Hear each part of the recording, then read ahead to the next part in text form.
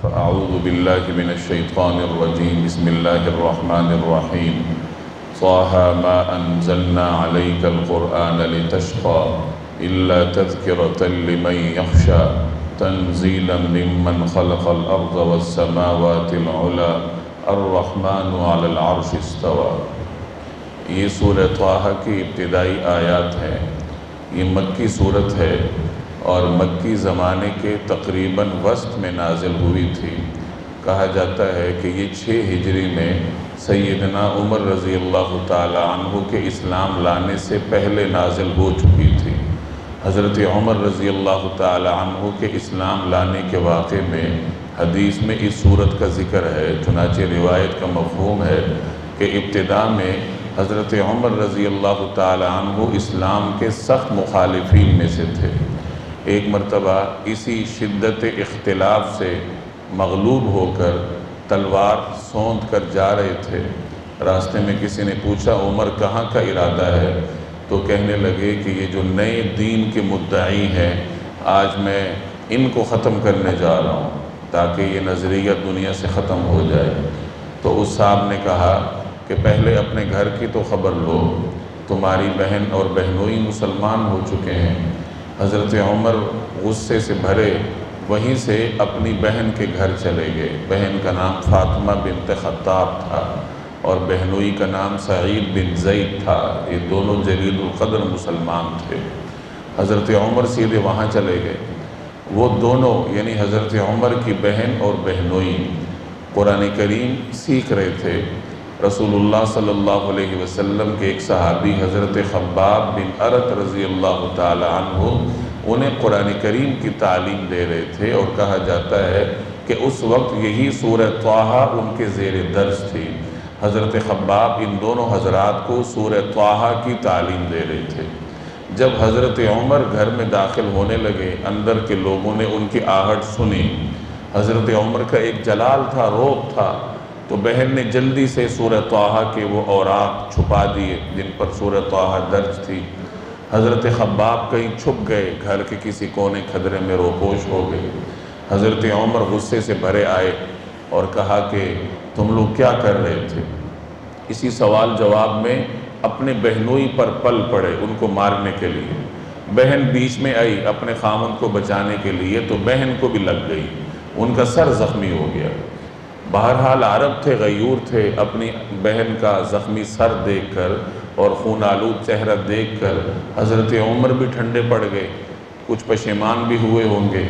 تو حضرت عمر نے ان سے پوچھا کہ ذرا بتاؤ کہ تم لوگ کیا پڑھ رہے تھے، یہ کیا تعلیم ہے جو تم حاصل کر رہے تھے؟ تو بہن نے ان سے کہا کہ عمر تم کفر کی نجاست میں ہو، ہم یہ صحیفہ تمہارے ہاتھ میں نہیں دے سکتے۔ حضرت عمر گئے، غسل کر کے آئے۔ جب غسل کر کے آئے تو بہن نے ان کے ہاتھ میں وہ اوراق مبارک اوراق تھما دیے جن پر سورہ طه لکھی تھی۔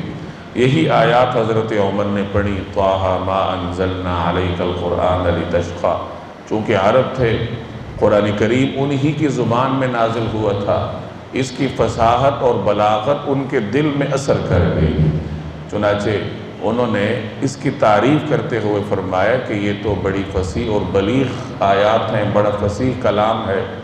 حضرت خباب جو کہیں چھپے تھے، حضرت عمر کی یہ نرمی اور قرآن کریم کی طرف ان کا میلان دیکھ کر باہر آ گئے اور حضرت عمر کے سامنے آ کر کہنے لگے کہ آپ کو مبارک ہو، میں نے کل نبی کریم صلی اللہ علیہ وسلم سے یہ دعا سنی ہے۔ آپ یہ دعا فرما رہے تھے کہ یا اللہ ابو الحکم عمر ابن ہشام یا عمر ابن خطاب میں کسی ایک کو اسلام کی توفیق عطا فرما، اور مسلمانوں کو اور اسلام کو ان میں سے کسی ایک کے ذریعے قوت عطا فرما۔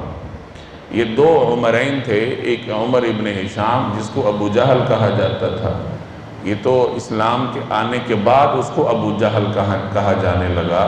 پہلے وہ ابو الحکم کے نام سے معروف تھا، چونکہ بڑا حکیم تھا، حکمت والے فیصلے کرتا تھا، دانشور تھا، لیکن اس کی دانشوری اس کے کسی کام نہ آئی جب اس نے رب کو نہ پہچانا۔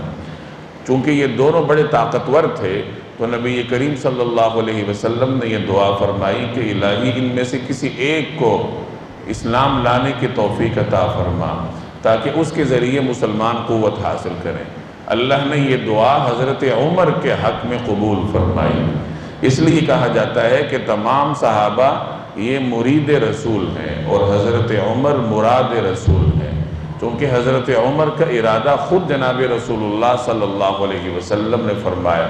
ان کا نام لے کر اللہ کے حضور دعا کی کہ الہی ان کو اسلام لانے کی توفیق عطا فرما۔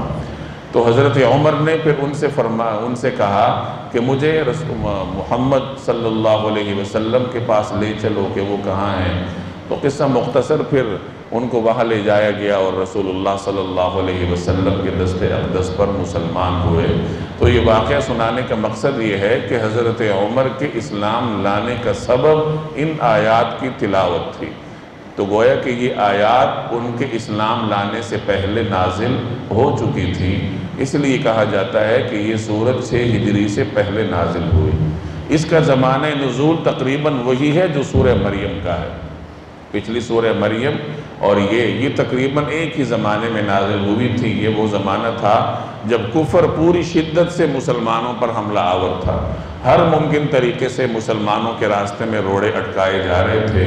ان حالات میں اللہ نے یہ سورت نازل کی اور اس سورت میں عقیدہ توحید کا ذکر ہوا، عقیدہ رسالت کا ذکر ہوا، عقیدہ آخرت کا ذکر ہوا، عقیدہ رسالت کے ضمن میں رسول اللہ صلی اللہ علیہ وسلم کا ذکر ہے، حضرت موسیٰ حضرت ہارون کا ذکر ہے، حضرت آدم کا ذکر ہے، حضرت موسیٰ اور حضرت ہارون علیہ السلام کا ذکر اس صورت میں بہت تفصیل کے ساتھ فرمایا گیا ہے۔ اور حضرت موسیٰ کے تفصیلی ذکر کی بھی ایک خاص حکمت ہے۔ علماء فرماتے ہیں کہ قریش اس زمانے میں یہودیوں کی وجہ سے حضرت موسیٰ علیہ السلام سے واقف تھے، چونکہ عرب میں جگہ جگہ یہودی پائے جاتے تھے۔ مدینہ منورہ میں ان کے قبائل آباد تھے، قریب میں ان کی مختلف بستیاں آباد تھیں۔ قریش کے تجارتی قافلے شام اور یمن جایا کرتے تھے، وہاں بھی عیسائی اور یہودی تھے، اکثریت عیسائیوں کی تھی، حکومت بھی شام میں عیسائیوں کی تھی۔ چونکہ عیسائی روایات میں بھی سیدنا موسیٰ علیہ السلام کا تذکرہ آتا ہے، تو عیسائیوں اور یہودیوں کی وجہ سے وہ حضرت موسیٰ علیہ السلام سے واقف تھے اور انہیں اللہ کا پیغمبر سمجھتے تھے۔ تو اس صورت میں حضرت موسیٰ علیہ السلام کا تفصیلی واقعہ سنایا گیا۔ حضرت موسیٰ علیہ السلام کا ذکر قرآن کریم میں مختلف مقامات پر ہے، اور مختلف مقامات میں مختلف اسالیب کے ساتھ ان کا ذکر آیا ہے۔ یہاں اس صورت میں حضرت موسیٰ علیہ السلام کی نبوت سے ان کا تذکرہ کیا گیا ہے۔ جب کوہ طور پر اللہ نے انہیں نبوت سے سرفراز فرمایا تھا، وہاں سے اس واقعے کا ذکر ہے۔ سورہ قصص میں بالکل ابتدا سے ذکر ہے موسیٰ علیہ السلام کی ولادت سے، اس وقت کے حالات سے، پھر مدین تشریف لے جانے سے۔ تو یہ تمام حالات سورہ قصص میں مذکور ہیں۔ تو مختلف مقامات پر قرآن کریم حضرت موسیٰ علیہ السلام کا ذکر کرتا ہے۔ یہاں حضرت موسیٰ علیہ السلام کا ذکر کر کے بالخصوص ان کے نبی بنائے جانے کے واقعے کا ذکر کر کے قریش کو گویا ایک پیغام دیا گیا کہ نبوت اور رسالت ایسا منصب ہے جو اللہ کے قبضہ قدرت میں ہے، وہ جس کو چاہتا ہے اس کے سر پر نبوت کا تاج سجا دیتا ہے۔ اور نبوت جب کسی کو تفویض کی جاتی ہے تو وہ کسی مجمع عام میں نہیں ہوتی، جیسے دنیاوی مناصب ہوتے ہیں کہ مجمع عام ہوتا ہے، کسی کے سر پہ تاج رکھا جاتا ہے، کسی کو کوئی طاقت کی علامت دی جاتی ہے۔ نبوت کی یہ صورتحال نہیں ہے۔ حضرت موسیٰ علیہ السلام کو اللہ نے جس طرح کوہ طور پر اکیلے میں بلا کر نبوت سے سرفراز فرمایا، اسی طرح رسول اللہ صلی اللہ علیہ وسلم کو غار حرا میں نبوت کا تاج تفویض فرمایا گیا۔ تو گویا قریش کے سامنے اس واقعے کو ذکر کرنے کا ایک مقصد یہ بھی ہے کہ تم جو یہ کہتے ہو کہ کوئی فرشتہ آ کر اعلان کرے، قصی اٹھ کر ہمیں بتائے، ہمارے آباء و اجداد قبروں سے اٹھ کر بتائیں ہمیں کہ یہ پیغمبر ہیں، پھر ہم مانیں گے، تو تمہارے اس دعوے میں کوئی صداقت نہیں ہے، کیونکہ نبوت منصب کا جو منصب ہے وہ دنیاوی مناصب سے یکسر مختلف ہے۔ اسی طرح ایک پیغام یہ بھی ان کو دیا گیا کہ جس طریقے سے موسیٰ علیہ السلام بظاہر ان کے پاس دنیاوی وسائل نہیں تھے، لیکن اس زمانے کی سب سے بڑی طاقت کے سامنے اللہ نے انہیں کھڑا ہونے کا حکم دیا۔ گویا کہ پیغمبروں کی ابتدا اسی طرح ہوتی ہے کہ بظاہر جس کو وسائل سمجھا جاتا ہے وہ ان کے پاس نہیں ہوتے، بظاہر جس کو طاقت سمجھا جاتا ہے وہ ان کے مخالفین کے پاس ہوتی ہے۔ تو جیسے موسیٰ علیہ السلام بظاہر بے سر و سامانی کی حالت میں فرعون کے دربار میں کھڑے ہو کر کلمہ حق کہتے ہیں، اسی طرح نبی کریم صلی اللہ علیہ وسلم بھی اس زمانے میں کمزور سمجھے جانے والے مسلمانوں کی جماعت کو لے کر عرب کے رؤساء کے سامنے کلمہ حق کہا کرتے تھے، تنہا بازاروں میں جاتے تھے، کبھی عکاظ کے بازار میں جاتے تھے، کبھی عرب کے دیگر میلوں میں جاتے تھے، کبھی لوگوں کے گھروں کے درمیان آپ صلی اللہ علیہ وسلم گشت فرماتے تھے، کبھی رسول اللہ صلی اللہ علیہ وسلم حج کے اجتماعات میں مینا کے میدان میں جاتے تھے، لوگوں کے خیموں کے درمیان سے گزرتے تھے اور یہی پکارا کرتے تھے قولوا لا الہ الا اللہ تفلحوا۔ تو یہ موسیٰ علیہ السلام کا واقعہ انہیں سنا کر یہ پیغام دیا جا رہا ہے کہ اللہ کے پیغمبر ایسے ہی ہوتے ہیں کہ بظاہر جنہیں دنیا میں قوت سمجھا جاتا ہے، لوگوں کو دیکھنے میں ان کے پاس وہ نظر نہیں آتی، لیکن وہ بڑی بڑی طاقتوں کو للکارتے ہیں۔ تو اس طریقے سے بین السطور میں قریش کو عقیدہ رسالت اللہ تبارک و تعالی نے اس صورت میں سمجھایا ہے۔ آگے جا کے آدم علیہ السلام کا ذکر ہے۔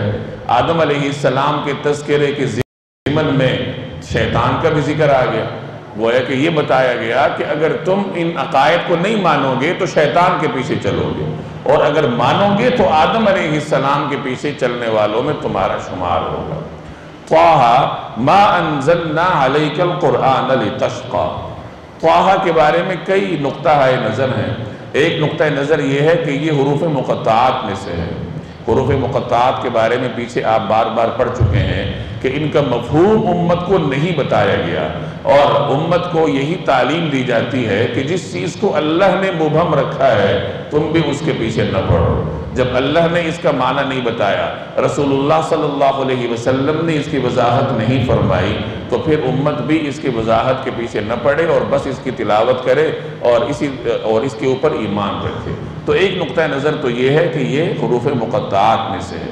ایک نقطہ نظر یہ ہے کہ یہ اللہ جل جلالہ کے اسماء میں سے ہے، یعنی اللہ تبارک و تعالی کا نام نامی۔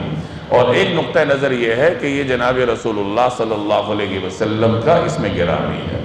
ما انزلنا علیک القرآن لتشقیٰ۔ ہم نے آپ پر قرآن اس لیے نازل نہیں کیا کہ آپ تکلیف اٹھاؤ، چونکہ براہ راست خطاب حضور صلی اللہ علیہ وسلم سے ہے، اس لیے مفسرین فرماتے ہیں کہ طٰہٰ حضور صلی اللہ علیہ وسلم کا ہی اسم گرامی ہے۔ آپ کو مخاطب کر کے فرمایا گیا کہ اے پیغمبر، ہم نے آپ پر قرآن اس لیے نازل نہیں کیا کہ آپ مشقت میں پڑ جائیں۔ نبی کریم صلی اللہ علیہ وسلم دو طریقوں سے مشقت میں پڑھتے تھے، جیسے کہ قرآن کریم سے ہی مختلف مقامات سے واضح ہے۔ ایک تو یہ کہ کفار کے اسلام نہ لانے کا غم آپ صلی اللہ علیہ وسلم کو بہت زیادہ ہوتا تھا۔ آپ اسی غم میں گھلتے تھے کہ یہ مسلمان کیوں نہیں ہوتے، یہ کیوں اپنے آپ کو جہنم کا ایندھن بنانے پر تلے ہوئے ہیں۔ اس کا ذکر جگہ جگہ قرآن کریم میں ہے، اور آپ کو تسلی دی جاتی رہی ہے اللہ کی بارگاہ سے کہ اتنی مشقت نہ اٹھائیے، اتنا غم نہ کیجئے، آپ کے ذمے صرف پہنچانا ہے۔ ایک تو لوگوں کی وجہ سے حضور صلی اللہ علیہ وسلم مشقت میں ہوتے تھے کہ یہ مسلمان کیوں نہیں ہوتے، اور دوسرے نمبر پر رات کی نماز میں آپ صلی اللہ علیہ وسلم بڑی مشقت اٹھاتے تھے۔ ابتدا میں ساری رات قیام فرماتے تھے۔ اتنے طویل قیام کی وجہ سے نبی کریم صلی اللہ علیہ وسلم کے پاؤں مبارک پر سوجن آ جاتی تھی، اور کبھی کبھار سردیوں کے موسم میں ان میں پھٹن بھی آ جاتی تھی۔ تو اتنے طویل قیام کرنے پر اللہ تبارک و تعالی نے آپ سے فرمایا کہ قرآن کریم ہم نے اس لیے نازل نہیں کیا کہ آپ مشقت میں پڑ جائیں۔ یعنی ایک تو لوگوں کی ہدایت کے سلسلے میں اتنی فکر مندی کرنے کی ضرورت نہیں ہے، یہ کتاب ہدایت ہے، جس کے مقدر میں ہدایت ہوگی وہ ہدایت پا لے گا، آپ کی ذمہ صرف پہنچانا ہے۔ اور پھر اس کو نازل کرنے کا یہ مقصد نہیں ہے کہ آپ ساری رات قیام فرمائیں، اپنے آپ کو مشقت میں ڈالیں، بلکہ جیسے سورہ مزمل میں فرمایا گیا کہ قم اللیل الا قلیلا نصفہ او انقص، کہ رات کو قیام کیجئے لیکن تھوڑا سا، یعنی کچھ عرصہ آپ آرام فرمائیے اور کچھ عرصہ آپ قیام کیجیے۔ چنانچہ کہا جاتا ہے کہ اس کے بعد پھر نبی کریم صلی اللہ علیہ وسلم نے اپنا معمول تبدیل فرما لیا۔ پھر آپ صلی اللہ علیہ وسلم رات کے اولین حصے میں آرام فرماتے تھے اور رات کے آخری حصے میں آپ بیدار ہو کر پھر قیام فرمایا کرتے تھے۔ تو یہاں فرمائے کہ ہم نے قرآن اس لیے نازل نہیں کیا کہ آپ تکلیف اٹھائیں۔ ایک نقطہ نظر یہ بھی ہے کہ یہاں امت کو بھی خطاب ہے، اور تشقیٰ کا مطلب ناکامی ہے کہ ہم نے قرآن اس لیے نازل نہیں کیا کہ تم ناکامی میں پڑ جاؤ، یعنی امت ناکام ہو جائے، بلکہ قرآن کریم غلبے کو لازم ہے، اور جو قرآن کریم کی اتباع کرے گا اسے بھی دنیا میں غلبہ ملے گا۔ اللہ نے اس کتاب کی وجہ سے بہت ساری اقوام کو رفعتیں عطا فرمائی ہیں۔ تو گویا قرآن کریم کی تعلیمات پر جب عمل کرو گے تو اللہ تبارک و تعالی تمہیں بلندیوں سے آشنا کرائے گا۔ إِلَّا تَذْكِرَةً لِمَنْ يَخْشَىٰ، البتہ یہ اس شخص کے لیے ایک نصیحت ہے جو ڈرتا ہو، جس کے دل میں خوف ہوگا، جس کے دل میں طلب ہوگی، وہ توجہ سے بات سنے گا۔ جب بات سنے گا تو بات اس کے دل پر اثر کرے گی۔ جس کے دل میں طلب ہی نہ ہو تو اس کے دل پر بات اثر کیا کرے گی؟ برتن اگر الٹا ہو تو جتنا بھی مقدس پانی اس کے اوپر گرایا جائے وہ اس پر سے بہہ جائے گا۔ جب برتن ہی الٹا ہے تو پھر قرآن کریم کی آیات اس میں کیسے اتریں گی؟ تو یہ کتاب ہدایت ہے، اس سے ہدایت وہی اٹھائے گا جس کے دل میں طلب ہوتی ہے۔ تو معلوم ہوا کہ ہدایت حاصل کرنے کے لیے بھی دل میں طلب کا ہونا ضروری ہوتا ہے۔ اگر آپ کے دل میں طلب نہ ہو تو پھر قرآن کریم بھی آپ کو ہدایت نہیں دے گا۔ یہ اسی کو ہدایت دیتا ہے جو اس کے سامنے طلب کا کاسہ لے کر، طلب کا پیالہ لے کر آئے۔ تنزیلا ممن خلق الارض والسماوات العلی، اسے اس ذات کی طرف سے تھوڑا تھوڑا کر کے نازل کیا جا رہا ہے جس نے زمین اور اونچے اونچے آسمان پیدا کیے ہیں۔ اب یہاں سے عقیدہ توحید کا تعارف ہے کہ قرآن کریم کا نازل کرنے والا کون ہے؟ وہ واحد رب ہے جو زمینوں اور آسمانوں کا خالق ہے۔ الرحمن، وہ بڑی رحمت والا ہے۔ علی العرش استوا، عرش پر استوا فرمائے ہوئے ہے۔ استوا علی العرش کے بارے میں کچھ تفصیلات پہلے بھی مختلف آیات کی ضمن میں آ چکی ہیں۔ خلاصہ اس کا یہ ہے، استوا علی العرش یہ اللہ تبارک و تعالی کی صفت ہے۔ اس کا لغوی معنی ہے عرش کے اوپر جلوہ افروز ہونا۔ اس کے مفہوم میں مختلف نقطہ نظر ہیں، اور اس کے مفہوم کے اختلاف کی وجہ سے امت مسلمہ میں مختلف فرقے بنتے رہے ہیں۔ کچھ لوگوں نے اس کا وہی مطلب لیا ہے جو ظاہری ہے، عرش پر جلوہ افروز ہونا یعنی عرش پر بیٹھنا، اور ان کے خیال میں اللہ تبارک و تعالی عرش پر جلوہ افروز ہے۔ اب بیٹھنے کے لیے جسم چاہیے، جسم کے لیے مکان چاہیے، مکان کو جہت چاہیے ہوتی ہے۔ جس چیز کا بھی جسم ہوتا ہے وہ خاص جگہ پر ہوتا ہے، ایک وقت میں ایک ہی جگہ ہوتا ہے، اس کی خاص جہت ہوتی ہے۔ تو جب اللہ جل جلالہ کے لیے اس نظریے کو مان لیا گیا تو پھر تو اللہ تبارک و تعالی کے لیے جہت کا ہونا لازم آئے گا۔ چنانچہ اس نقطہ نظر کے رکھنے والے کو مسلمانوں نے گمراہ قرار دیا۔ مشبہہ، مجسمہ، ان عقائد رکھنے والوں کو کہا گیا جو قدیم زمانے میں گزرے ہیں۔ جو درست راستے پر تھے، جنہیں اہل سنت والجماعت کہا جاتا ہے، ان کے ہاں اس آیت کی تفسیر دو طرح سے کی گئی ہے۔ جو قدیم علماء اہل سنت ہیں وہ یہ فرمایا کرتے تھے کہ استواء علی العرش معلوم ہے، اس کی کیفیت مجہول ہے، ایمان اس کے اوپر واجب ہے، اور اس کے بارے میں سوال کرنا بدعت ہے۔ یعنی یہ تو ہمیں معلوم ہے کہ اللہ کے لیے استواء علی العرش کی صفت ثابت ہے۔ اب اس استواء کا مطلب کیا ہے یا اس کی مراد کیا ہے یہ ہمیں نہیں معلوم، یہ اللہ تبارک و تعالی کو معلوم ہے۔ ہمارا کام اس کے اوپر ایمان رکھنا ہے، اور ایسی چیزوں کے بارے میں کھود کرید کرنا یہ درست طریقہ کار نہیں ہے۔ قدیم اہل سنت کے علماء کا یہ نقطہ نظر تھا۔ بعد میں جب مسلمانوں میں ذرا فلسفیانہ دماغ پیدا ہونا شروع ہو گئے، تھوڑی بہت روشن خیالی آنا شروع ہو گئی، تو جو متأخرین علماء اہل سنت ہیں انہوں نے اس میں تعویل کرنی شروع کر دی۔ پھر وہ یوں فرمایا کرتے تھے کہ استواء علی العرش کا مطلب اقتدار ہے، کہ اللہ تبارک و تعالیٰ کا اقتدار کامل ہے، یعنی گویا کہ یہ آیت یا یہ تعبیر اللہ جل جلالہ کے اقتدار کو واضح کرنے کے لیے فرمائی گئی ہے۔ تو اس طریقے سے اس آیت کی مختلف تفصیلات کی گئی ہیں، اور یہی صورتحال ان تمام آیات کی ہے جنہیں متشابہات کہا جاتا ہے۔ جیسے اللہ کے لیے قرآن کریم میں ساق کا ذکر ہے، ساق پنڈلی کو کہا جاتا ہے۔ اب جو مشبہہ یا مجسمہ فرقے ہیں وہ تو اس کا مطلب پنڈلی ہی کرتے ہیں، اور اللہ کے لیے العیاذ باللہ ایسی پنڈلی کو تسلیم کرتے ہیں جیسے مخلوق کی ہوتی ہے۔ اور جیسے میں نے عرض کیا کہ امت نے اس ایسے نقطہ نظر رکھنے والوں کو گمراہ قرار دی، اور باقی جو اہل سنت کے علماء ہیں تو قدیم علماء اس کا وہی مفہوم بیان کرتے ہیں کہ یہ ہے تو معلوم، یعنی یہ صفت تو ثابت ہے ساق کی، لیکن اس کی کیفیت مجہول ہے، ہمیں نہیں معلوم کہ اس کی کیفیت کیا ہوگی، بس ہمارا اس کے اوپر ایمان ہے اور ہم زیادہ کھود کریت کے اندر نہیں پڑتے۔ لہو ما فی السماوات وما فی الارض وما بینہما وما تحت الثری، آسمانوں اور زمین میں جو کچھ ہے اور ان کے درمیان جو کچھ ہے وہ سب اسی کی ملکیت ہے، یعنی سب اللہ کے لیے ہے۔ وما تحت الثری، اور زمین کی تہوں کے نیچے جو کچھ ہے وہ بھی، آسمانوں اور زمین کے درمیان جو کچھ ہے اللہ اس کا مالک ہے۔ اس کا یہ مطلب ہوا کہ آسمان اور زمین کے درمیان جو خلا ہے وہ مجرد خلا ہی نہیں ہے، بلکہ وہاں بھی مستقل عالم ہے، مستقل مخلوقات ہیں۔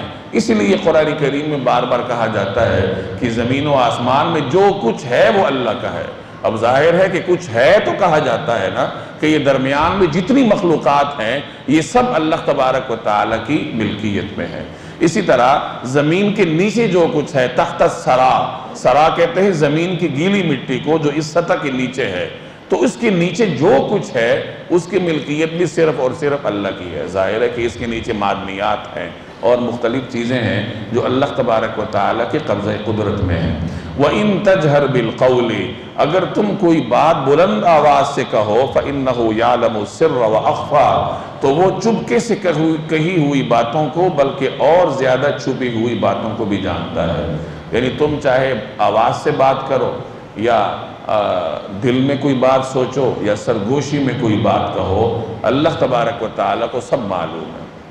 یعنی آواز میں کمی بیشی ہمارے اعتبار سے ہوتی ہے، آپ سرگوشی کریں گے تو مجھے آواز نہیں آئے گی، اور اگر دل میں کوئی بات سوچیں گے تو ساتھ والے کو بھی پتہ نہیں چلے گا۔ تو یہ فرق ہمارے لیے ہے، اللہ کے لیے یہ فرق نہیں ہے۔ اس کے لیے دل کی بات ہے یا سرگوشی والی بات ہے یا بلند آواز کی بات ہے، وہ سب اللہ تبارک و تعالیٰ کے لیے برابر ہے، اللہ سب کو جانتا ہے۔ اللہ لا الہ الا ہو، اللہ وہ ہے جس کے سوا کوئی معبود نہیں ہے۔ لہ الاسماء الحسنی، اسی کے اچھے اچھے نام ہیں، جن کے بارے میں آتا ہے کہ اللہ کے 99 صفات نام ہیں، اور جو ان کو یاد کرے گا اللہ اسے جنت میں داخل کرے گا۔ یعنی یہ ان ناموں کی برکت ہے کہ جو ان کو یاد کرے، ان کا ورد رکھے، تو اللہ تبارک و تعالیٰ اس پر دوزخ کو حرام کر دیتا ہے۔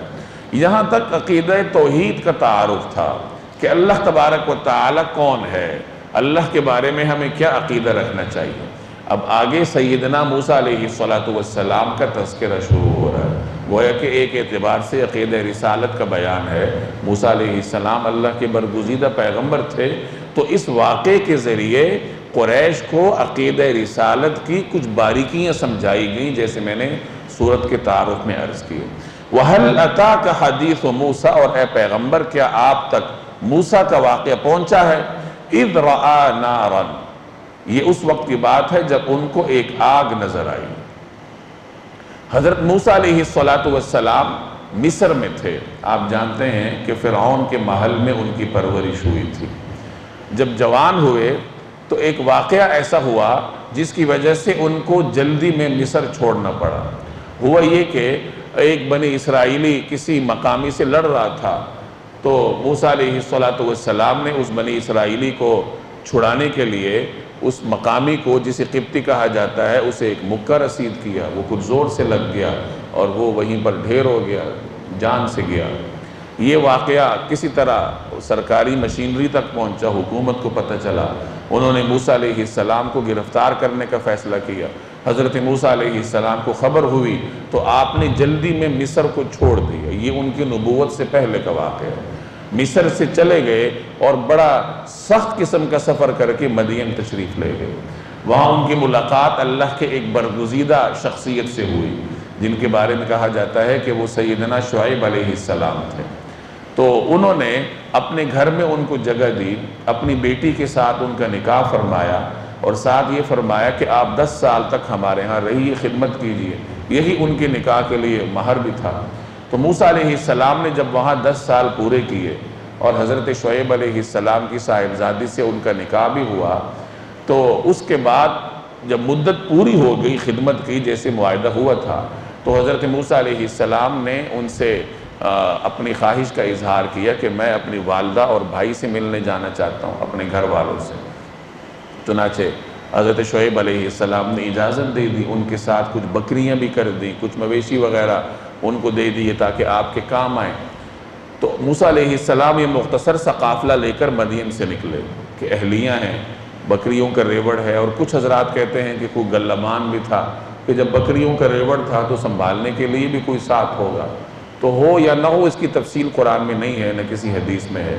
تو یہ مختصر سا قافلہ یا موسیٰ علیہ السلام اپنی اہلیہ کے ساتھ جب مدین سے نکلے ہیں اور وادی سینا میں سفر کر رہے تھے، یہ سردیوں کی سخت رات تھی، اور ایسا کہا جاتا ہے کہ موسیٰ علیہ السلام کو راستہ بھی کچھ بھول گیا تھا، اور یہ بھی کہا جاتا ہے کہ ان کی اہلیہ اس وقت حمل سے تھیں، درد ذہ کی مرحلے سے گزر رہی تھی۔ تو ایک جگہ انہیں آگ کی ضرورت تھی کہ آگ کے ذریعے مختلف کام کیے جا سکتے ہیں، روشنی ہوگی تو کچھ راستہ بھی دیکھا جا سکتا ہے، سردی کا بھی سامان کیا جا سکتا ہے۔ تو جب وہ کوہ طور کے پاس پہنچے تو انہیں دور ایک روشنی نظر آئی۔ حضرت موسیٰ علیہ السلام نے اس روشنی کو دیکھ کر اپنے گھر والوں سے کہا کہ آپ لوگ یہاں ٹھہرو، میں جاتا ہوں، شاید وہاں سے کوئی روشنی مل جائے۔ اس وقت جو آگ جلانے کے لیے پتھر استعمال ہوتا تھا وہ ان کے پاس تھا، اور وہ استعمال کیا بھی، لیکن اللہ کا کرنا ایسا ہوا اس سے آگ ہی نہیں نکلی، چونکہ اللہ نے تو اپنے پاس بلانا تھا کوہ طور پہ۔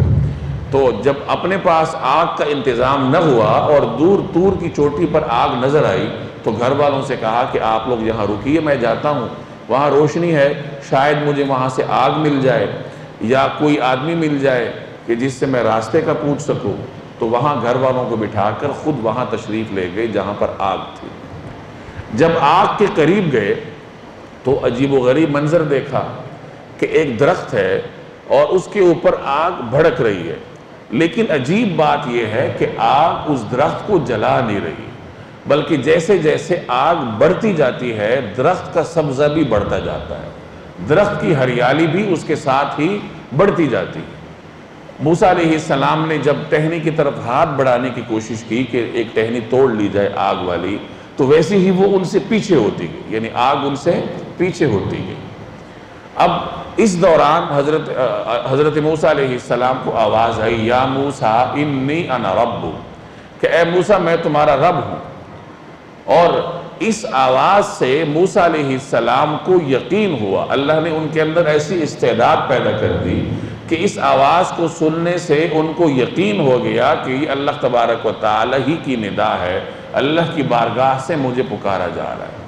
تو اور یہ جو ندا ان کو آئی، آواز ان کو آئی، اس کے بارے میں کہا جاتا ہے کہ موسیٰ علیہ السلام اپنے جسم کے ایک ایک روئیں سے، ایک ایک بال سے اس آواز کو سن رہے تھے، اور یہ آواز ان کو چاروں طرف سے محسوس ہو رہی تھی۔ عام طور پر آواز آنے کی جہت ہوتی ہے، ایک طرف سے آپ کو آواز آئے گی، آپ اپنے کان سے اس کو سنیں گے، ہاتھ سے نہیں سنیں گے، کان بند ہو جائے تو آواز نہیں آتی۔ لیکن یہ چونکہ عام آواز نہیں تھی، یہ تو بارگاہ ربانی سے پکارا جا رہا تھا، اس لیے ایک تو اس کی جہت نہیں تھی، اور پھر موسیٰ علیہ السلام بھی کسی خاص عضو سے نہیں بلکہ پورے جسم سے اس مقدس آواز کو سماعت فرما رہے تھے۔ تو پھر آگے اللہ تبارک و تعالی نے حضرت موسیٰ علیہ السلام سے کلام فرمایا۔ پہلے اللہ نے فرمایا کہ اپنا جوتا اتار دیجئے، کیونکہ آپ وادی طوا کے مقدس جگہ پر ہیں۔ وادی طوا یہ کوہ طور کے دامن کی وادی کو کہا جاتا ہے، چونکہ یہ مقدس وادی تھی اور اللہ جل جلالہ کے ساتھ موسیٰ علیہ السلام کا کلام ہو رہا تھا، تو ادب کے لیے اور تواضع کے اظہار کے لیے اللہ تبارک و تعالی نے حضرت موسیٰ علیہ السلام کو حکم دیا کہ اپنا جوتا اتار دیجیے، اِنَّكَ بِالْوَادِ الْمُقَدَّسِ طُوَىٰ۔ اور پھر اللہ نے ان سے فرمایا کہ دیکھو میں نے آپ کو منتخب کر لیا ہے اپنی نبوت کے لیے، رسالت کے لیے، لہٰذا آپ کی طرف جو وحی کی جائے گی آپ اس کو غور سے سماعت فرمائیے۔ آگے جو مکالمہ ہوا ہے اس کی تفصیلات آپ کے سامنے آتے رہیں گے۔ اِذْ رَأَىٰ نَارًا، یہ اس وقت کی بات ہے جب ان کو ایک آگ نظر آئی، فَقَالَ لِأَهْلِهِمْ كُثُوا، تو انہوں نے اپنے گھر والوں سے کہا کہ تم یہاں ٹھہرو، انی آنست نارا، میں نے ایک آگ دیکھی ہے، لعلی آتیکم منہا بقبس، شاید میں اس میں سے کوئی شعلہ تمہارے پاس لے آؤں، او اجد علی النار ہدا، یا اس آگ کے پاس مجھے راستے کا پتہ مل جائے کہ ہم نے مصر جانا ہے تو شاید وہاں کوئی ہو تو ہم اس سے راستے کا پتہ لے آئیں۔ گئے تھے مصر کے راستے کا پتہ لینے کے لیے، اور اللہ نے پھر دنیا اور آخرت کے راستوں کا ہادی حضرت موسیٰ علیہ السلام کو بنا دیا۔ فلما اتاها، جب وہ آگ کے پاس پہنچے، نودیا، تو انہیں آواز دی گئی، یا موسیٰ، اے موسیٰ، انی انا رب، یقین سے جان لو کہ میں ہی تمہارا رب ہوں، فخلع نعلیک، اب تم اپنے جوتے اتار دو، انک بالوادی المقدس طویٰ، تم اس وقت طویٰ کی مقدس وادی میں ہو۔ یہ ادب کے اظہار کے لیے موسیٰ علیہ السلام سے اللہ تبارک و تعالی نے فرمایا کہ جوتے اتار دو، تاکہ ایک تو بارگاہ ربانی میں چونکہ راز و نیاز ہونا تھا تو بندے کو عجز و انکساری ہی زیب دیتی ہے، تو اپنی عاجزی کے اظہار کے لیے حضرت موسیٰ علیہ السلام نے جوتے اتارے۔ اس کے بعد یہودیوں کے ہاں رواج پڑ گیا، یہودی مذہب میں جوتا پہن کر نماز پڑھنا جائز نہیں ہے، وہ جوتے کے اتارنے کو ہی ادب کا ذریعہ سمجھتے ہیں۔ بادشاہوں کے ہاں بھی یہودی جوتا اتارا کرتے تھے کسی زمانے میں۔ ان کے اس رواج کے پیش نظر نبی کریم صلی اللہ علیہ وسلم نے صحابہ سے فرمایا کہ یہود کی مخالفت کرو اور جوتوں میں اور چمڑوں کے موزوں میں نماز پڑھا کرو، چونکہ وہ نہیں پڑھتے تو تم لوگ ان کی مخالفت میں نماز پڑھ لیا کرو۔ جناب رسول اللہ صلی اللہ علیہ وسلم سے جوتے میں نماز پڑھنا ثابت ہے۔ یہاں ایک بات سمجھ لیجئے، اس کا یہ مطلب نہیں ہے کہ جوتے میں نماز پڑھنا سنت ہو گیا۔ نبی کریم صلی اللہ علیہ وسلم کا ایک عمل تو وہ ہے جو آپ مستقل فرمایا کرتے تھے، جو آپ کا معمول ہوتا تھا، اسی کو سنت کہا جاتا ہے، اور اسی پر عمل کرنے کا ایک عام مسلمان پابند ہے۔ کبھی کبھار آپ کسی عمل کی دوسری صورت کے جواز کو بیان کرنے کے لیے ایک آدھ دفعہ وہ عمل فرما لیا کرتے تھے، جیسے اسی نماز کے بیان میں عام طور پر رسول اللہ صلی اللہ علیہ وسلم بغیر جوتے کے نماز پڑھتے تھے، اور یہی آپ کا مستقل معمول تھا۔ لیکن دوسری صورت کے جواز کو بیان کرنے کے لیے آپ نے ایک آدھ دفعہ جوتے میں بھی نماز پڑھی ہے، تاکہ یہ مسئلہ واضح ہو جائے مسلمانوں کے لیے کہ جوتے کے اندر نماز پڑھنا بھی کیا ہے، جائز ہے۔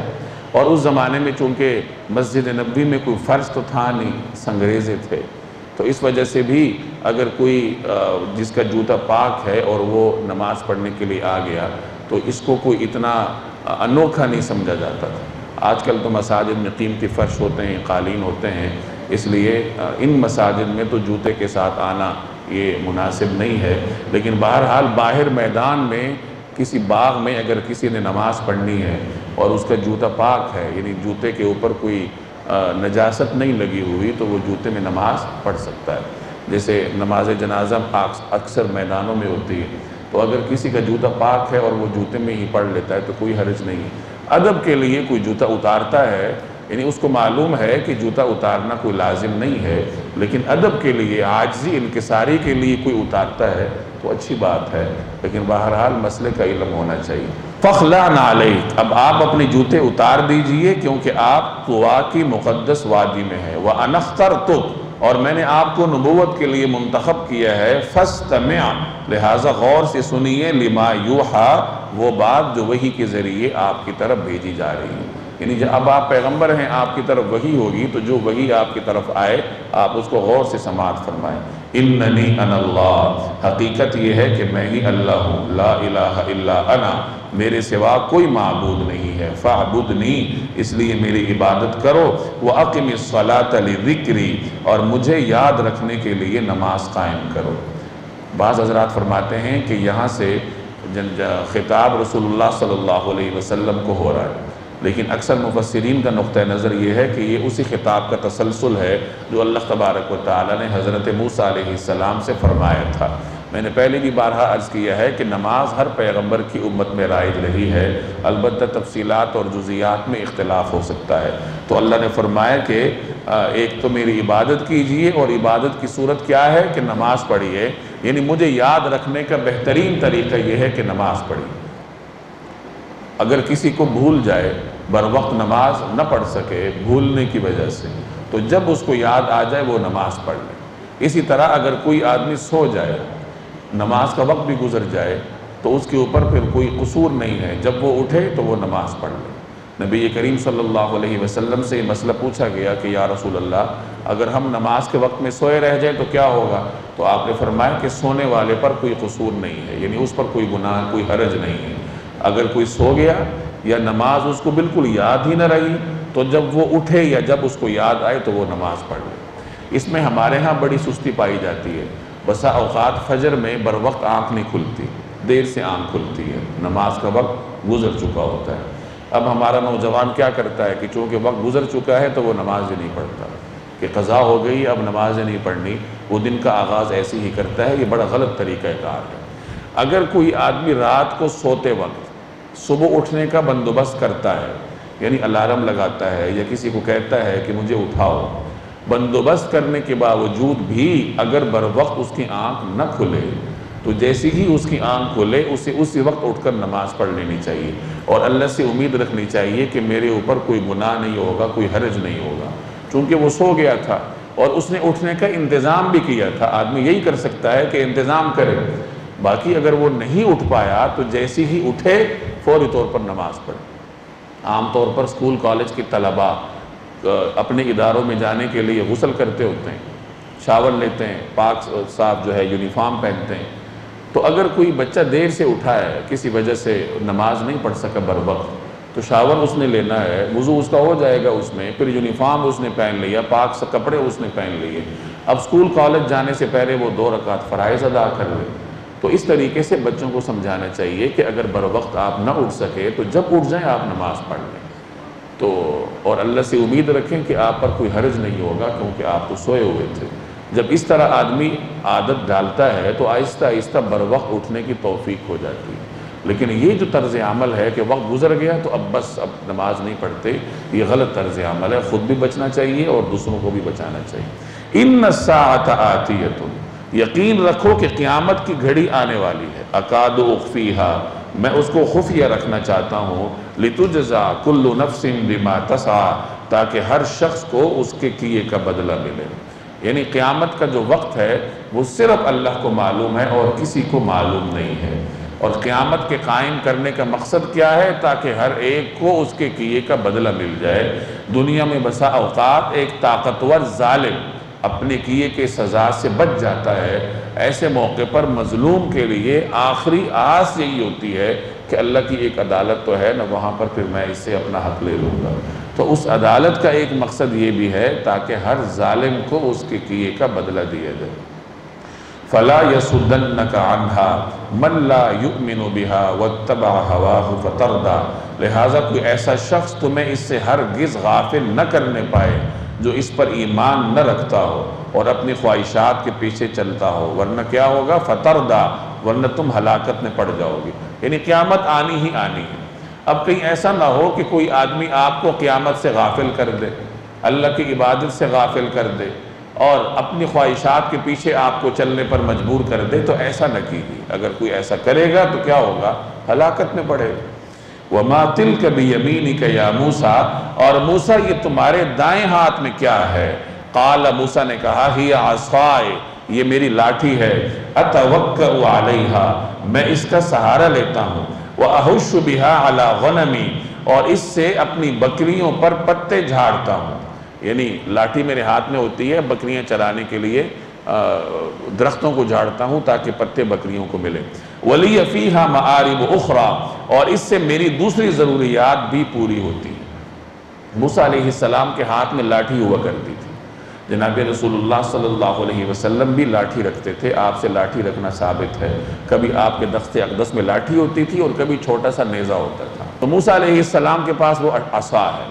اللہ نے پوچھا تمہارے دائیں ہاتھ میں کیا ہے؟ تو موسیٰ علیہ السلام نے فرمایا کہ عصا ہے۔ اب مفسرین نے یہاں سوال اٹھایا ہے کہ اللہ تبارک و تعالی نے یہ سوال موسیٰ علیہ السلام سے کیوں فرمایا؟ اس کی مختلف حکمتیں بیان کی گئی ہیں۔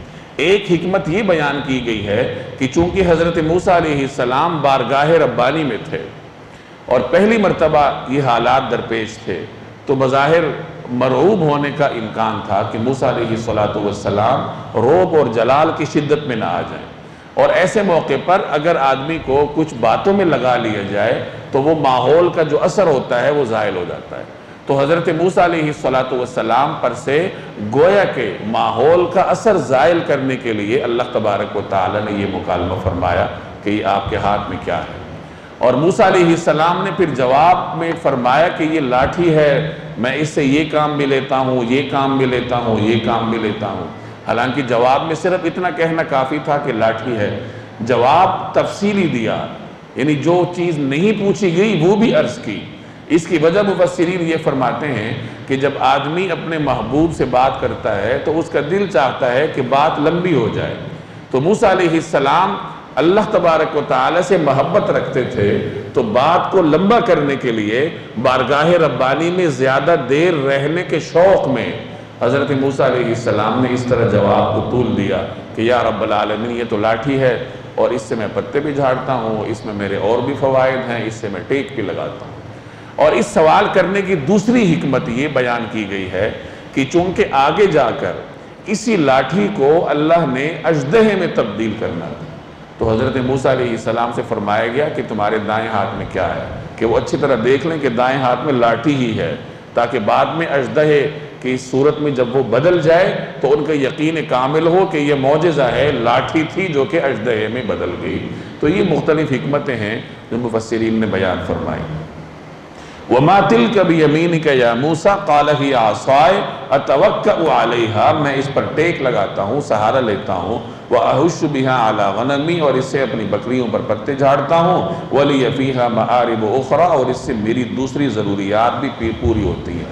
قَالَ، اللہ نے فرمایا أَلْقِهَا، اسے نیچے پھینک دیجئے، یا موسیٰ، اے موسیٰ اس کو پھینک دیجئے۔ فَأَلْقَاهَا، چنانچہ انہوں نے اسے پھینک دیا۔ فَإِذَا هِيَ حَيَّةٌ تَسْعَىٰ، بس پھر کیا تھا، وہ اچانک ایک دوڑتا ہوا سانپ بن گیا۔ یعنی جیسے ہی موسیٰ علیہ السلام نے وہ لاٹھی پھینکی تو وہ دوڑتا ہوا اژدہا بن گیا۔ یہ پہلا معجزہ تھا جو اللہ نے موسیٰ علیہ السلام کو عطا فرمایا، اور یہی معجزہ انہوں نے اہل مصر کو دکھانا تھا۔ بعض مفسرین نے لکھا ہے کہ اژدہا مصریوں اور فرعونیوں کے لیے ایک دیوتا کی حیثیت رکھتا تھا، تو اللہ تبارک و تعالی نے حضرت موسیٰ علیہ السلام کو معجزہ بھی ایسا عطا فرمایا تاکہ ان کے اوپر واضح ہو جائے کہ اژدہا دیوتا نہیں ہوتا۔ یہ تو موسیٰ علیہ السلام جب چاہتے ہیں لاٹھی کو اژدہا بنا دیتے ہیں، پھر ہاتھ میں لیتے ہیں تو وہ دوبارہ لاٹھی بن جاتا ہے۔ قال، اللہ نے فرمایا خذھا، اس کو پکڑ لیجئے، ولا تخف، اور ڈرو نہیں، سنعیدھا سیرتھا الاولی، ہم ابھی اسے اس کی پچھلی حالت پر لوٹا دیں گے، یعنی ابھی یہ آپ جیسی ہاتھ ڈالیں گے یہ دوبارہ واپس اپنی اصلی حالت پر چلا جائے گا، یعنی لاٹھی بن جائے گی۔ جب وہ اژدہا بن گیا تو حضرت موسیٰ علیہ السلام فطری تقاضے سے کچھ آپ کے اندر اندیشہ پیدا ہو گیا کہ یہ کہیں نقصان نہ دے دے، تو اللہ نے اس لیے تسلی دی کہ ڈریے مت، بلکہ آگے بڑھ کر اس کو ہاتھ میں پکڑ لیجئے، آپ جیسے ہی اس کو ہاتھ میں پکڑیں گے یہ اژدہا بن جائے گا۔ حضرات انبیاء علیہ السلام مخلوق کی طرف سے درپیش حالات پر کوئی اندیشہ نہیں فرماتے تھے، ان کے دلوں میں کوئی خوف نہیں آتا تھا۔ جیسے حضرت ابراہیم علیہ السلام کو نمرود اور اس کے حواریوں نے آگ کے الاؤ میں جھونک دیا، اور موسیٰ حضرت ابراہیم علیہ السلام ثابت قدم رہے، ان کے دل میں ذرہ برابر کوئی خوف نہ آیا، یہاں تک کہ جب فرشتے حاضر ہوئے کہ اگر آپ کی کوئی حاجت ہے تو بتائیے، تو آپ نے فرمایا کہ حسبی اللہ، اللہ ہی میرے لیے کافی ہے، وہی بہترین کارساز ہے، کیونکہ وہ آگ مخلوق کی طرف سے تھی۔ مخلوق کی طرف سے کسی واقعے پر حضرات انبیاء علیہ السلام کے معصوم اور پاکیزہ دلوں میں کوئی خوف نہیں آتا، لیکن اگر کوئی واقعہ اللہ کی طرف سے ہو تو پھر حضرات انبیاء علیہ السلام کے دل میں خوف اس لیے آتا ہے کہ یہ کہیں اللہ کی طرف سے عذاب نہ ہو۔ جیسے نبی کریم صلی اللہ علیہ وسلم کے بارے میں آتا ہے کہ جیسی ہی کالی گھٹائیں اٹھتی تھیں یا آندھی آتی تھی تو آپ صلی اللہ علیہ وسلم بے چین ہو جاتے تھے، مسجد تشریف لے جاتے تھے اور نماز میں مشغول ہو جایا کرتے تھے۔ بعض روایات میں آپ کی بے چینی ایسی منقول ہے کہ آپ اتنے بے چین ہوتے تھے کہ کبھی اندر جاتے تھے کبھی باہر آتے تھے، کبھی اندر جاتے تھے کبھی باہر تشریف لاتے تھے۔ ایک مرتبہ آپ سے پوچھا گیا کہ یا رسول اللہ، جب کالی گھٹائیں اٹھتی ہیں تو آپ اتنے اضطراب میں کیوں آتے ہیں؟ تو آپ نے فرمایا کہ قوم عاد پر بھی ایسی کالی گھٹائیں اٹھی تھیں۔ وہ یہ سمجھے تھے کہ یہ تو خشک سالی کے بعد اب بارش برسنی ہے، وہ خوش ہو کر نکلے تھے، لیکن ہوا کیا کہ ان گھٹاؤں سے بجائے ٹھنڈی بارش کے آگ نکلی، ان کے اوپر عذاب آیا۔ تو اللہ کی جانب سے جب ایسا کوئی ماحول پیدا ہوتا ہے، آندھی آتی ہے یا طوفان آتا ہے یا زوردار بادل گرجتے ہیں، تو پھر انبیاء علیہ السلام کا اسوہ یہ ہے کہ ان کے معصوم دلوں میں خوف آ جاتا ہے کہ کہیں یہ اللہ تبارک و تعالیٰ کی جانب سے امت کے لیے پکڑ کی نوید نہ ہو۔ تو یہاں بھی چونکہ اللہ کی جانب سے تھا کہ بغیر کسی ظاہری سبب کے وہ لاٹھی اژدہے میں تبدیل ہو گئی، اس لیے یہ حضرت موسیٰ علیہ السلام کے قلب اطہر میں کچھ اندیشہ پیدا ہو گیا کہ یہ ایسا کیوں ہوا ہے۔ یہ جو میں نے رسول اللہ صلی اللہ علیہ وسلم کا اسوہ آپ کو سنایا ہے، اس سے ہمیں یہ معلوم ہوا کہ ایسے حالات میں آدمی کو اللہ کی طرف متوجہ ہونا چاہیے۔ یہ جو ہمارے ہاں پکنک کا رجحان ہے، اگر کہیں سیلاب آتا ہے تو لوگ ان علاقوں کو دیکھنے کے لیے چلے جاتے ہیں، عبرت کے لیے نہیں، شغل میلے کے لیے۔ اسی طریقے سے تیز آندھی کو، تیز بارش کو لوگ انجوائے کرتے ہیں، تفریح کے لیے باہر نکلتے ہیں، تو یہ طریقہ کار ٹھیک نہیں ہوتا۔ باہر نکلنا چاہیے، لیکن بہرحال اور ٹھنڈی بارش سے لطف اندوز ہونے کا بھی ہر ایک کو حق ہے، لیکن دل کے کسی کونے خدرے میں خوف بھی ہونا چاہیے کہ کہیں یہ بارش ہمارے لیے آزمائش کا سبب نہ بن جائے۔ اور ہمارے ماحول میں تو بارش آزمائش کا سبب بنتی ہی رہتی ہے، آندھیاں بھی آزمائش کا سبب بنتی ہیں، سیلاب بھی آتے ہیں، اور اس میں جہاں اور حکمتیں ہوتی ہیں وہاں ہمارے گناہ بھی اس میں کار فرما ہوتے ہیں۔ اس لیے ایسے حالات میں جہاں آدمی دیگر کام کرتا ہے، بارش میں لوگ نہاتے ہیں اور کام کرتے ہیں، تو وہاں اللہ تبارک و تعالیٰ کا خوف بھی دل میں ہونا چاہیے، اللہ کی طرف متوجہ ہونا چاہیے۔ وَضْمُمْ يَدَكَ إِلَى جَنَاحِكَ، اور اپنے ہاتھ کو بغل میں دبائیے، تَخْرُجْ بَيْضَاءَ مِنْ غَيْرِ سُوءٍ، وہ کسی بیماری کے بغیر سفید ہو کر نکلے گا۔ آیَةً أُخْرَى، یہ ایک اور نشانی ہوگی، لِنُرِيَكَ مِنْ آیَاتِنَا الْكُبْرَى، تاکہ ہم اپنی بڑی نشانیوں میں سے کچھ آپ کو دکھائیں۔ اذهب إلى فرعون، فرعون کے پاس جائیے، انه طغى، وہ سرکشی میں حد سے نکل گیا۔ ایک معجزہ اللہ نے یہ عطا فرمایا کہ لاٹھی پھینکتے تھے، اژدہے میں بدل جاتی تھی۔ دوسرا معجزہ یہ دکھایا، اللہ نے یہ عطا فرمایا کہ اپنا ہاتھ بغل میں ڈالیے، جب ہاتھ واپس نکالیں گے تو وہ چمکے گا، جیسے سورج کے اندر روشنی ہوتی ہے اس طرح چمکے گا، اور وہ چمک کسی بیماری کی وجہ سے نہیں ہوگی، جیسے بسا اوقات برس کی بیماری کی وجہ سے ہاتھ سفید ہو جاتا ہے، تو وہ کسی بیماری کی وجہ سے نہیں ہوگی، بلکہ وہ اللہ کی نشانی ہوگی کہ اس ہاتھ کے اندر میٹھی اور خوبصورت چمک پیدا ہو جائے گی۔ تو یہ گویا کہ اللہ کی جانب سے ایک اور نشانی حضرت موسیٰ علیہ السلام کو دی گئی۔ یہ دو نشانیاں دے کر اللہ نے فرمایا کہ فرعون کے پاس جائیے، وہ سرکشی میں آگے بڑھ چکا ہے، آپ اس کو اللہ کا پیغام سنائیے۔ قال رب اشرح لي صدري ويسر لي امري واحلل عقدة من لساني يفقهوا قولي۔ اب یہ وہی مکالمہ جاری ہے، سیدنا موسیٰ علیہ السلام اللہ کی بارگاہ میں کچھ عرض معروض فرما رہے ہیں۔ یہاں کچھ دعائیں ان کی منقول ہیں جو انہوں نے اللہ کی بارگاہ میں عرض کی تھی۔ ایک دعا انہوں نے یہ فرمائی کہ یا اللہ میرا سینہ کھول دیجئے۔ صدر سینے کو کہا جاتا ہے۔ سینہ کھولنے کا مطلب یہ ہے کہ انسان کے اندر جو طاقتیں ہوتی ہیں، علم ہے، عقل ہے اور قوا ہیں، وہ تمام مضبوط ہو جائیں، جرت اللہ تعالیٰ اس کو نصیب کرے تاکہ جس کام کے لیے وہ جا رہا ہے وہ کام مکمل طریقے سے پائے تکمیل تک پہنچے۔ تو سیدنا موسیٰ علیہ السلام کو اللہ فرعون کے دربار کی طرف بھیج رہا تھا، تو اس دربار کی جو مشکلات تھیں اور ان مشکلات سے نمٹنے کے جو تقاضے تھے، موسیٰ علیہ السلام نے اسی سلسلے میں اللہ سے دعا کی کہ یا اللہ مجھے وہ مطلوبہ استعداد عطا فرما دیجئے تاکہ میں فرعون کے دربار میں یہ کلمہ حق کہہ سکوں۔ دوسری دعا یہ کی کہ میری زبان کی گرہ کھول دیجئے۔ حضرت موسیٰ علیہ السلام کی زبان مبارک میں کچھ گرہ تھی، کچھ رکاوٹ تھی، اور انہیں کھل کر گفتگو فرمانے میں، تقریر کرنے میں یا دلائل دینے میں کچھ مشکل پیش آتی تھی۔ قرآن کریم میں صرف اتنا مذکور ہے کہ سیدنا موسیٰ علیہ السلام کی زبان اقدس میں کچھ رکاوٹ تھی۔ اب وہ کیوں تھی اس کی وجہ قرآن میں نہیں ہے۔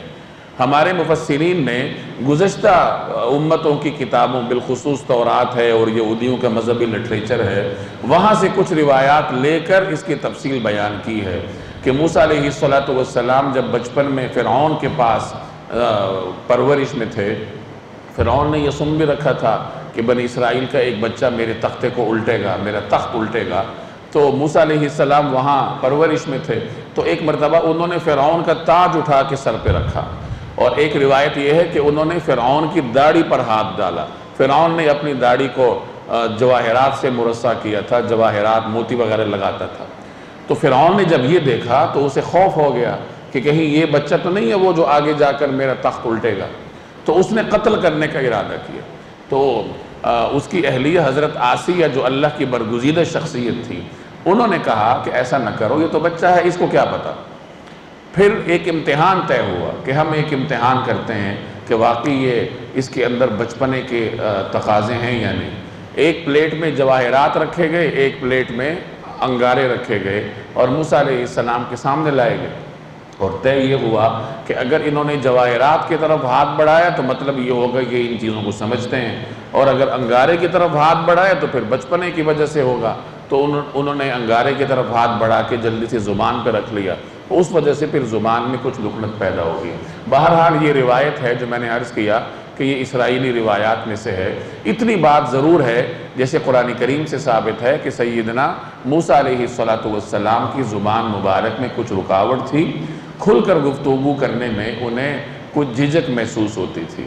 یہ فطری جھجک بھی ہو سکتی ہے، بسا اوقات کھل کر بات کرنے میں دشواری پیش آتی ہے، تو اس لیے انہوں نے اللہ سے دعا کی کہ یا اللہ میری زبان میں تو یہ رکاوٹ ہے، اور فرعون کے دربار میں جا کر تبلیغ کرنی ہے، دلائل دینے ہیں، مکالمہ کرنا ہے، تو میرے ساتھ میرے بھائی کو منصب نبوت میں شریک کر دیجیے، وہ مجھ سے زیادہ فصیح ہیں، هو افصح منی لسانا، وہ زبان کے اعتبار سے مجھ سے زیادہ فصاحت رکھتے ہیں، تو آپ انہیں بھی پیغمبر بنا دیجیے، ہم دونوں مل کر پھر آپ کے پیغام کو آگے بڑھائیں گے۔ تو اللہ تبارک و تعالیٰ نے ان کی دعاؤں کو قبول فرمایا۔ حضرت ہارون علیہ السلام کو اللہ نے منصب نبوت پر سرفراز فرمایا، اس کا ذکر ہے۔ قال، موسیٰ علیہ السلام نے کہا، رب اشرح لی صدری، اے پروردگار میری خاطر میرا سینہ کھول دیجیے۔ موسیٰ علیہ السلام دعا کر رہے ہیں کہ میرا سینہ کھول دیجیے، اور جناب رسول اللہ صلی اللہ علیہ وسلم کو اللہ نے خود سے فرمایا، الم نشرح لک صدرک، اے پیغمبر کیا ہم نے آپ کا سینہ کھولا نہیں، ووضعنا عنک وزرک، اور کیا ہم نے آپ کا جو بوجھ تھا وہ ہم نے اتارا نہیں، الذی انقض ظہرک، جس نے آپ کی کمر کو جھکایا ہوا تھا، یعنی جو آپ پر بوجھ تھا وہ ہم نے اتارا ہوا ہے، ورفعنا لک ذکرک، اور ہم نے آپ کے ذکر کو بلند کیا ہے۔ تو رسول اللہ صلی اللہ علیہ وسلم کا یہ امتیاز ہے کہ اللہ نے شرح صدر کی نعمت آپ کو بغیر مانگے عطا فرمائی۔ تو موسیٰ علیہ السلام دعا کر رہے ہیں کہ یا اللہ میرا سینہ کھول دیجئے، وَيَسِّرْ لِي أَمْرِي، اور میرے لیے میرا کام آسان بنا دیجئے، وَاحْلُلْ عُقْدَةً مِّن لِّسَانِي، اور میری زبان میں جو گرہ ہے اسے دور کر لیجئے، يَفْقَهُ قَوْلِي، تاکہ لوگ میری بات سمجھ سکیں۔ بعض مفسرین فرماتے ہیں کہ بعد میں موسیٰ علیہ السلام کی اس دعا کو اللہ نے قبول فرمایا، اور بعد میں ان کے خطبات اس بات کے شاہد ہیں کہ پھر ان کی زبان کھل گئی تھی اور وہ انتہائی فصیح و بلیغ گفتگو فرماتے تھے، جیسے کہ ایک پیغمبر کے اندر اللہ نے صفت رکھی ہوتی ہے۔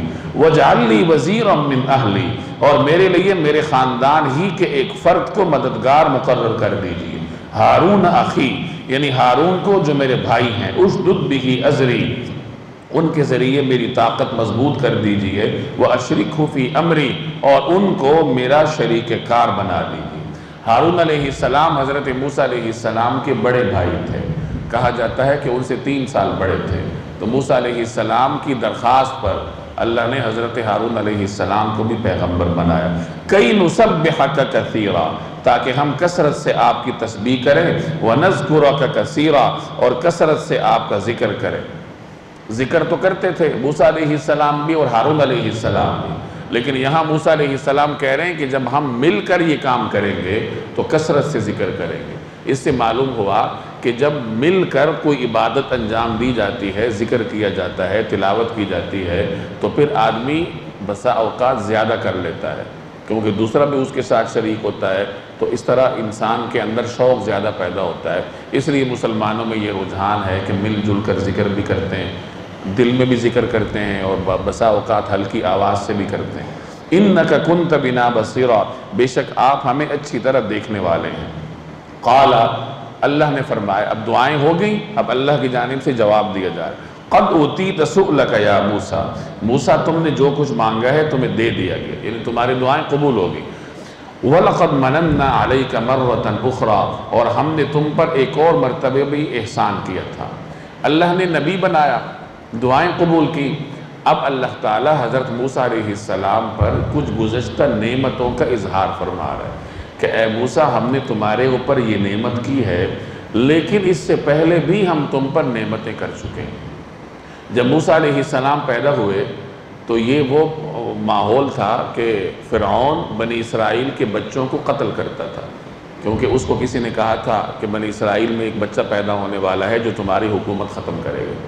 اتنے میں موسیٰ علیہ السلام کی ولادت ہوگی۔ کہا جاتا ہے کہ حضرت موسیٰ علیہ السلام کا گھر یہ دریائے نیل کے کنارے پر تھا، اور ان کے گھر کے باہر سے دریا بہتا تھا، اور دریا کے بہاؤ کے رخ پر فرعون کا محل تھا، اور ایک خاص وقت میں فرعون کی جو اہلیہ تھی حضرت آسیہ وہ باہر آتی تھی دریائے نیل کے کنارے پر۔ تو جب موسیٰ علیہ السلام پیدا ہوئے تو اللہ نے ان کی والدہ کے دل میں ڈالا۔ قرآن کریم میں وحی کا لفظ کا استعمال ہے، وحی کے کئی معنی آتے ہیں، لغت میں تو وحی سرگوشی کو کہتے ہیں، اصطلاح میں اللہ کا کلام جبریل کے ذریعے پیغمبروں تک آنے کے عمل کو وحی کہا جاتا ہے۔ لغوی اعتبار سے بھی قرآن کریم نے وحی کا اطلاق کیا گیا ہے، جیسے اللہ فرما رہا ہے وَأَوْحَى رَبُّكَ إِلَى النَّحْلِ، تمہارے رب نے شہد کی مکھی کی طرف وحی کی۔ اب وہاں مطلب کہ شہد کی مکھی میں اللہ نے استعداد پیدا کی، اس کے فطرت میں وہ چیز رکھی۔ اسی طرح موسیٰ علیہ السلام کی ماں کی طرف وحی کی، یعنی ان کی والدہ کے دل میں یہ بات ڈالی۔ دل میں کیا بات ڈالی کہ ایک صندوق سا بنائیے، سرگنڈوں سے یا کسی بھی طرح صندوق بنایا، اور اس کے اندر موسیٰ علیہ السلام کو رکھ دیجئے، اور پھر دریائے نیل میں رکھ دیجئے تاکہ اسی بہاؤ میں بہتا ہوا یہ فرعون کے محل کی طرف جائے۔ تو یہ اللہ کی جانب سے حضرت موسیٰ علیہ السلام کی حفاظت کا طریقہ کار تھا، بندوبست تھا۔ اسی کا ذکر اللہ نے یہاں فرمایا کہ اے موسیٰ، ہم نے پہلی بھی تمہارے اوپر نعمتیں کی ہیں۔ پہلی نعمت تو وہ ہے کہ ہم نے کس طرح فرعون سے، اس کے جبر سے تمہاری حفاظت کی، تمہاری زندگی کی حفاظت کی۔ اور پھر بعد میں جب تم فرعون کے دربار میں پہنچ گئے تو تمہاری بہن کو ہم نے وہاں پہنچایا، اور اس نے تمہاری والدہ کے بارے میں فرعون کو اطلاع دی، اور اس طرح ہم نے تمہیں والدہ کی طرف لوٹا دیا۔ ہوا یہ کہ موسیٰ علیہ السلام کی والدہ نے جب حضرت موسیٰ کو صندوق میں رکھا، دریائے نیل کے سپرد کر دیا۔ اب صندوق نیل میں بہہ رہا ہے، تو حضرت موسیٰ کی والدہ نے ان کی بہن کو پیچھے کر دیا کہ تم اس کے پیچھے پیچھے جاؤ۔ کہا جاتا ہے کہ ان کی یہ بڑی بہن تھی جو 15 سال حضرت موسیٰ علیہ السلام سے بڑی تھی۔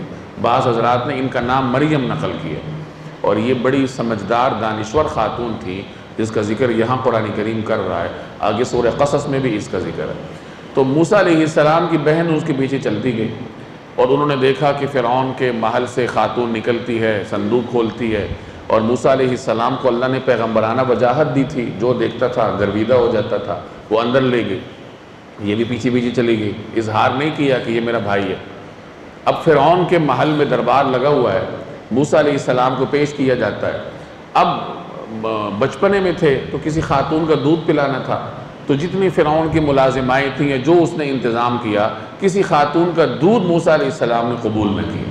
ان کی یہ بہن وہاں موجود تھی، اس وقت یہ بھی لڑکپن میں ہوگی، بچپنے میں ہوگی، لیکن اللہ نے دانش ایسی عطا کی تھی کہ وہاں انہوں نے فرعون کے دربار میں کھڑے ہو کر کہا کہ میں آپ کو ایک ایسی خاتون کا پتہ بتاتی ہوں جس کا دودھ یہ لے لے گا۔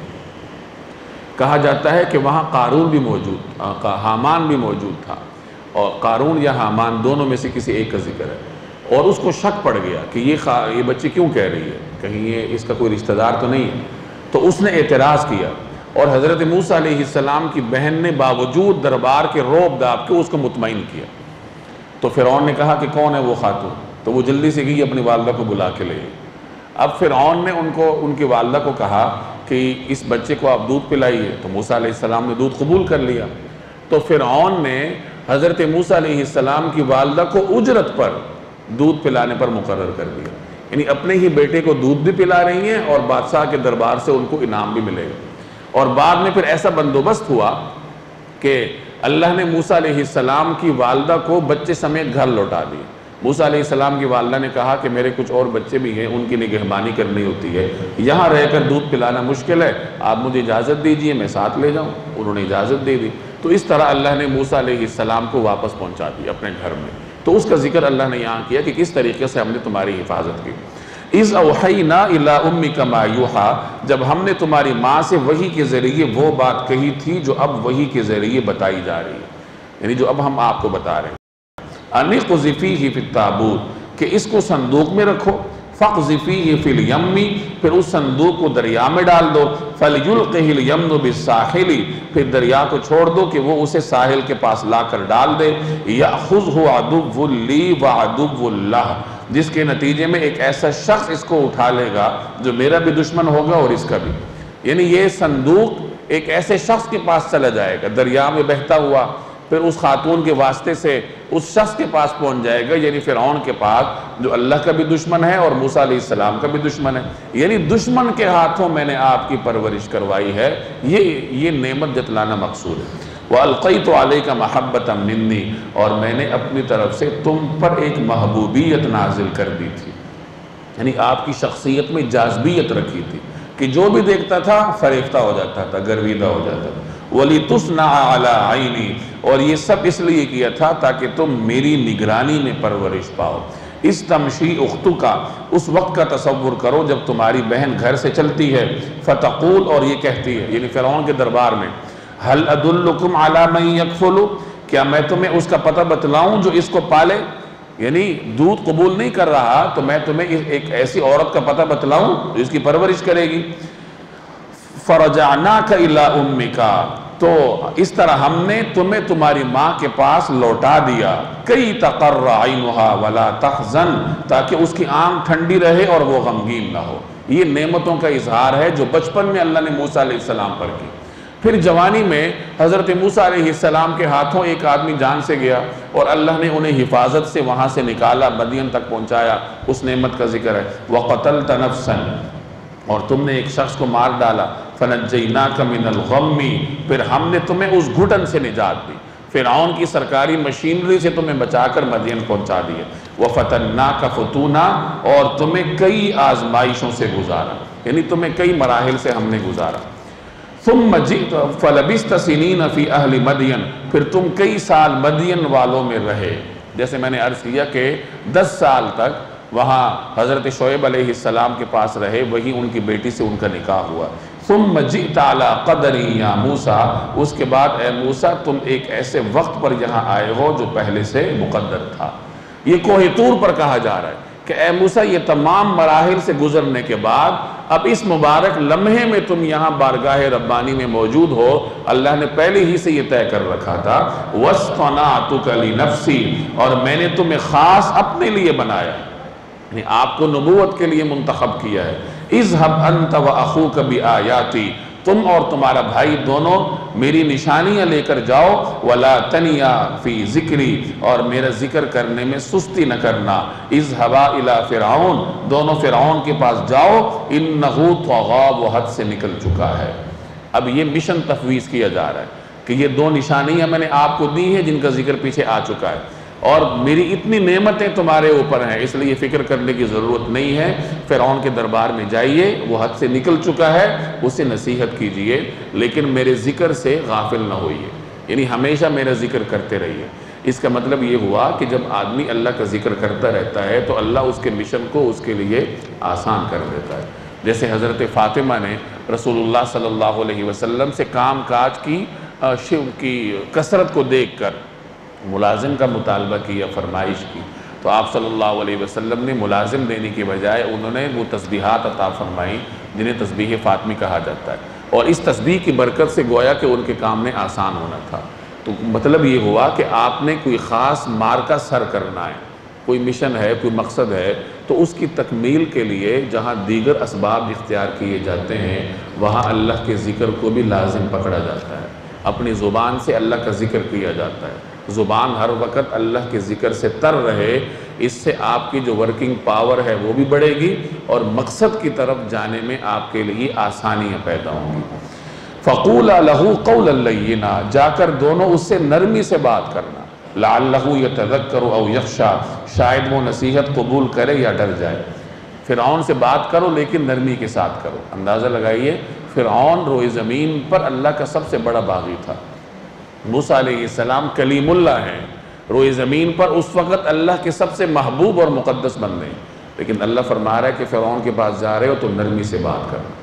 کہا جاتا ہے کہ ہارون الرشید عباسی خلیفہ تھا، اس کے دربار میں ایک مرتبہ کسی عالم نے نصیحت کی اور حد سے زیادہ سختی کر دی، تو مامون نے اس کو کہا کہ دیکھو، نہ تو تم موسیٰ علیہ السلام سے زیادہ برگزیدہ ہو اور نہ میں فرعون سے بدتر ہوں۔ یعنی جب موسیٰ علیہ السلام جیسی شخصیت کو فرعون جیسے دشمن کے پاس بھیجتے ہوئے اللہ نے نرمی کا حکم دیا تھا، تو تم مجھے کیوں سختی سے نصیحت کر رہے ہو؟ نصیحت کرنی ہے تو نرمی کے ساتھ کرو۔ قالا، دونوں نے کہا، یعنی موسیٰ اور ہارون نے، ربنا، اے ہمارے پروردگار، اننا نخاف ان یفرط علینا او ان یطغی، ہمیں اندیشہ ہے کہ کہیں وہ ہم پر زیادتی نہ کرے یا کہیں سرکشی پر آمادہ نہ ہو جائے، یعنی فرعون سرکش ہے، وہ کہیں سرکشی نہ کرے، نقصان نہ دے۔ قال، اللہ نے فرمایا، لا تخافا، ڈرو نہیں، اننی معکما، میں تمہارے ساتھ ہوں، اسمع، سن بھی رہا ہوں، و ارا، اور دیکھ بھی رہا ہوں، یعنی میں تمہاری نگہبانی کروں گا، تمہاری حفاظت کروں گا۔ فَأْتِيَاهُ، اب اس کے پاس جاؤ، فَقُولَا، اور اس کو کہو، اِنَّا رَسُولَ رَبِّكَ، کہ ہم دونوں تمہارے رب کے پیغمبر ہیں، فَأَرْسِلْ مَعْنَا بَنِي إِسْرَائِيل، اس لیے بنی اسرائیل کو ہمارے ساتھ بھیج دو، وَلَا تُعَذِّبْهُمْ، اور انہیں تکلیفیں نہ پہنچاؤ، قَدْ جِئْنَاكَ بِآيَةٍ مِّن رَبِّكَ، ہم تمہارے پاس تمہارے پروردگار کی طرف سے نشانیاں لے کر آئے ہیں، وَالسَّلَامُ عَلَى مَنِ اتَّبَعَ الْهُدَى، اور سلامتی اسی کے لیے ہے جو ہدایت کی پیروی کرے۔ حضرت موسیٰ علیہ السلام کی بعثت دو اقوام کی طرف ہوئی تھی، ایک تو ان کی اپنی بنی اسرائیل کی قوم تھی جو ان کی برادری تھی، اور دوسرے نمبر پر جو مصر کی مقامی آبادی تھی قبطی، فرعونی، ان کی طرف بھی موسیٰ علیہ السلام مبعوث تھے۔ قبطی یا فرعونی بنی اسرائیلیوں پر ظلم کرتے تھے۔ موسیٰ علیہ السلام فرعون کے دربار میں دو مطالبے لے کر گئے تھے، ایک تو یہ کہ شرک سے باز آؤ، اللہ کو ایک مانو، اور دوسرا مطالبہ یہ کیا کہ بنی اسرائیل کو آزادی دو، ان کو تم نے غلام بنایا ہے، ان کو آزادی دو تاکہ یہ آزادی کے ساتھ اپنے اصلی وطن واپس جا سکیں۔ ان کا اصلی وطن کون سا تھا؟ شام، فلسطین، تاکہ یہ فلسطین واپس جا سکیں۔ تو اسی کا ذکر ہے کہ فرعون کے پاس جاؤ، اس کو بتاؤ کہ دیکھو ہم اللہ کے پیغمبر ہیں، لہٰذا تم کیا کرو، تم بنی اسرائیل کو آزادی دو۔ اِنَّا قَدْ أُوحِيَ إِلَيْنَا، ہم پر یہ وحی نازل کی گئی ہے، أَنَّ الْعَذَابَ عَلَى مَنْ كَذَّبَ وَتَوَلَّى، کہ عذاب اس کو ہوگا جو جھٹلائے اور منہ موڑے، یعنی جو جھٹلائے گا، اللہ کے دین کا انکار کرے گا یا اللہ کے پیغامات کا انکار کرے گا، تو اس کے اوپر اللہ کا عذاب آئے گا۔ لہٰذا اے فرعون، تم اللہ کے عذاب سے ڈرو، اللہ کو ایک مانو، شرک چھوڑو، ظلم چھوڑو، اور بنی اسرائیل کو آزادی دو۔ اب آگے جو